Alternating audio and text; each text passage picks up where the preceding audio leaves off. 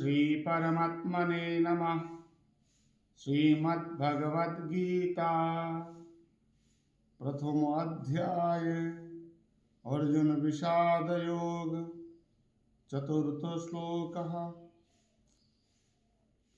अत्र शूरा महेश्वासा भीमार्जुन समायुधि युयुधान विराटश्च द्रुपदश्च महारथः।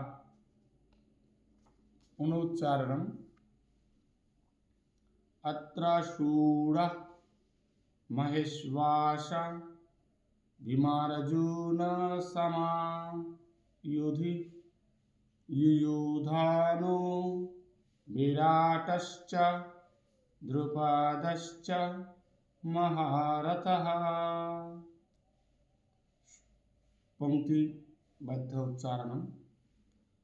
अत्र शूरा महेश्वासा भीमार्जुन समायुधि युयुधानो विराटश्च द्रुपदश्च महारथः।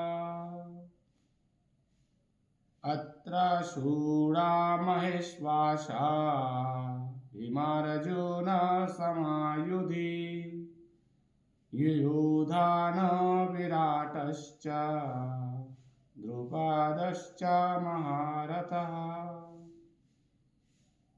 अर्थात এই সৈন্যদলের মধ্যে মহাধনুর্ধারী এবং ভীম অর্জুনের ন্যায় প্রভাবশালী শূরবীর युयुधान विराट पुत्र विराटश्च द्रुपदश्च महारथा। विराट महारथी महाराज द्रुपद সকলেই উপস্থিত হয়েছে।